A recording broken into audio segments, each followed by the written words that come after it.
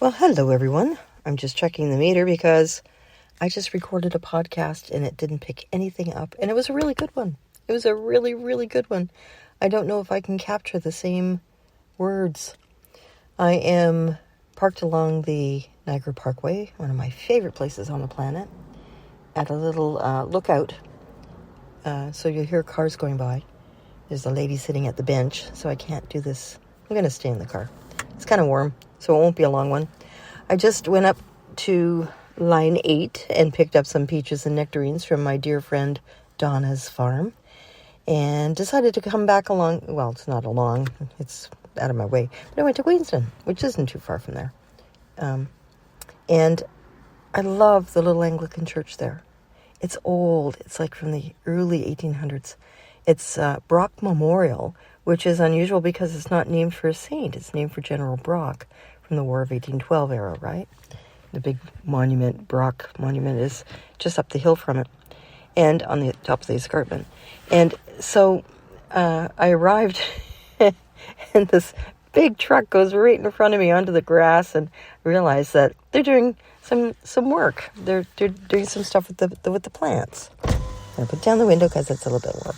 And there's a couple who they're looking after the flowers and they're trimming the bushes. I mean, it's like the tropics here with all this rain.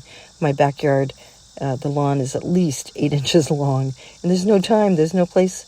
It's been impossible to mow it because it's like raining. Go away, fly! Good Lord, I got attacked by a fly. So it's been a little rainy and a little humid and a lot hot. So this is the first opportunity they've had. Now, I was an Anglican priest for over 20 years. I know these people. I don't know them personally, but I know the volunteers in a church group are like gold. And they saw the opportunity and, it was time to mow the lawn and get everything looking beautiful. And they chose a very hot day. And they were both very uncomfortably warm. So I drive up and I parked and got out of the car with my camera because I love taking pictures of the stone building. And the woman was horrified. She said, "Oh no, you came to take pictures and everything's in such a mess." And I said, "That's okay. I come here often. I just I come here to contemplate or to do a podcast. And I'm really glad that, you and I complimented them. I said, "You're doing a beautiful job and it's so warm." And her name was Donna. We introduced ourselves. She said, "Have you seen inside the church?" And I went, "No." And she said, "Would you like to?" And I said, "Yes." Now, I am a church nerd. I have been in most Anglican churches in the Diocese of Toronto. I love churches, and I especially love old rural churches. Oh, my heart. So we walk in, and I'm getting verklempt again. There's a certain smell of an old building, an old church building. It's a bit musty, but it's because it's been closed up and the sun's pounding on the door, right? It's candles, and it's paper, and it's the smell of prayer books and hymn books. And it's so familiar to me.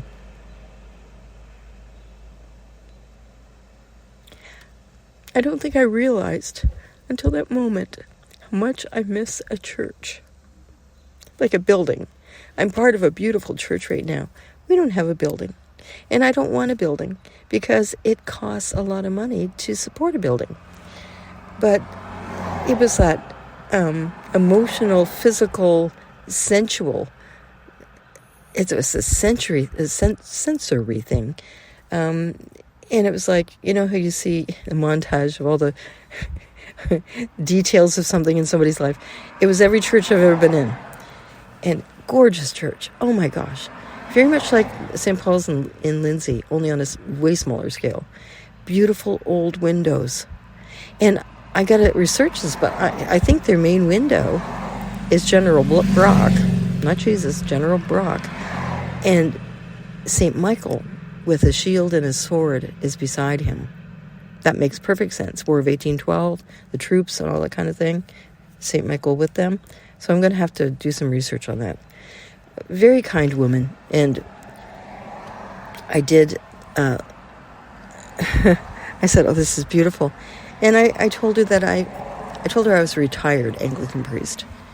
And again, I forgot the power of those words, because suddenly I am like the honored guest. I spent 20 years trying to get myself off a pedestal, because people do that to you. It's not that they worship you, but they hold you in such high regard for the most part that, they respect you. That respect it comes with the collar. I try to tell my clergy this. They don't have the experience of being a leader in a church community. And there are times when people do not like you. But for the most part, how she changed, she shifted. And she said, oh, well then I don't have to worry about you in here alone. She stayed with me anyway because we were chatting. And I took a couple of pictures, and I promised I'd go back in the fall for one of their services. They have a woman priest. And I told her about our church and how we're online, and, that we're very closely connected with the Anglicans and all that stuff that gives us a pedigree. And I realized how lucky I am to have had that experience of being in community with so many Anglican parishes. Church community it's a beautiful thing when it works right. And I've also had the wonderful experience for almost 20 years of being in the Community Catholic Church, which we're building. We're building from in new ways. From, the roots are there, but now we're driving it. We're listening. We're building. We're all about love. We're letting love lead us.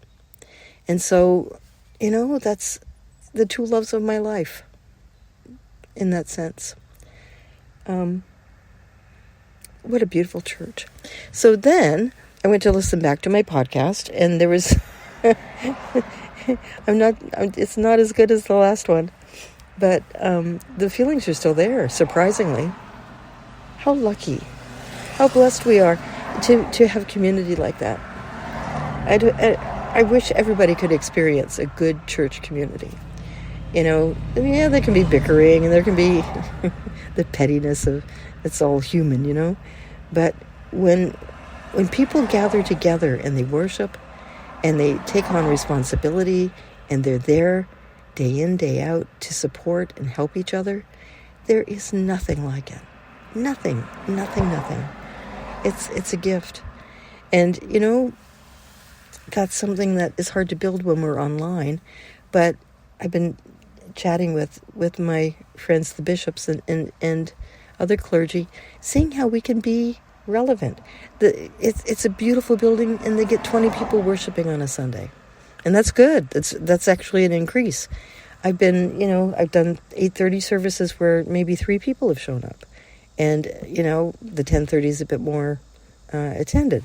But it's, we're in an age where we just don't have the push to go to church on Sundays. And then we try to think about another day when we can, and people are so busy.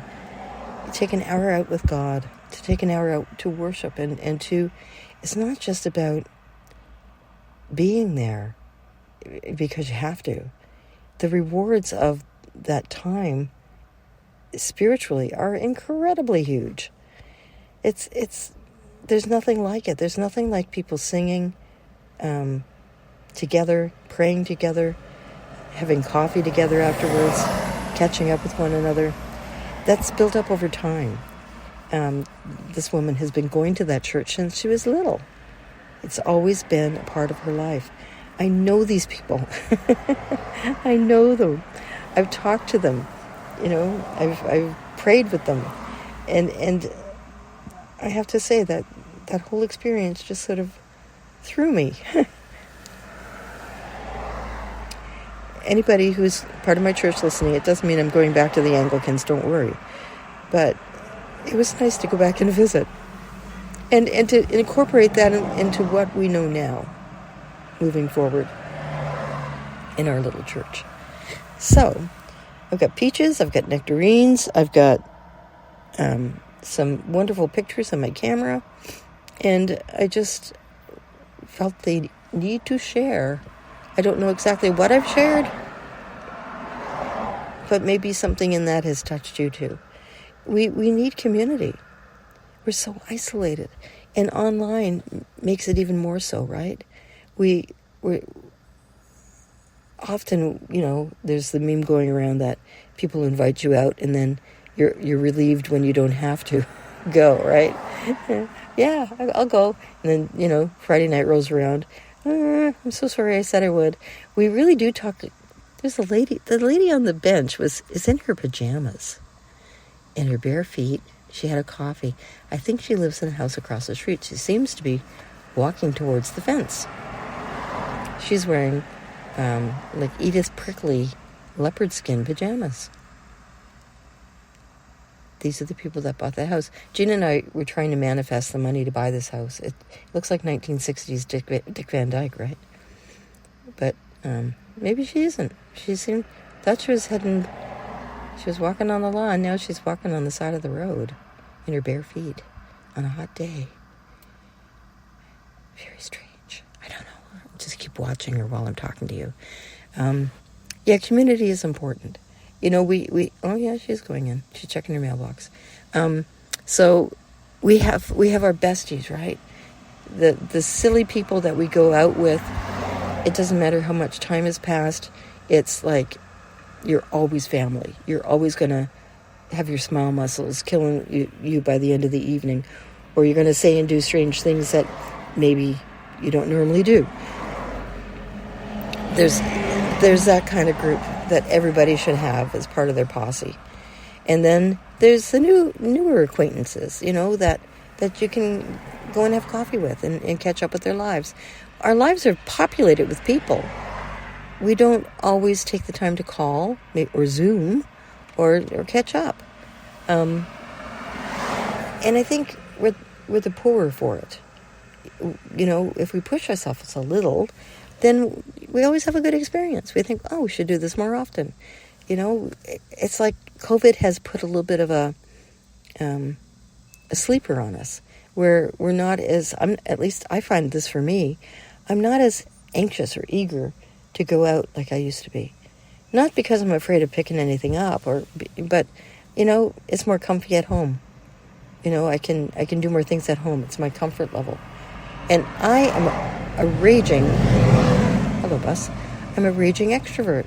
So if that's happening to me, I can only imagine what's happening to my introvert friends. So push yourself a little bit. If you haven't seen somebody for a while, reach out, give them a call. If you haven't connected with a family member, maybe it's time. Or just somebody that's been on your mind. Try to, send them a note or an email or just invite them out for coffee.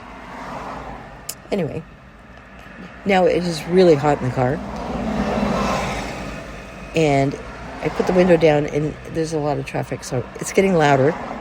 So I'm going to say goodbye and know that I'm holding everybody in prayer. And I wish you a very good day. It feels like it's a weekend, but it's not. It's Wednesday. So I'll talk to you again soon. Take care. God bless.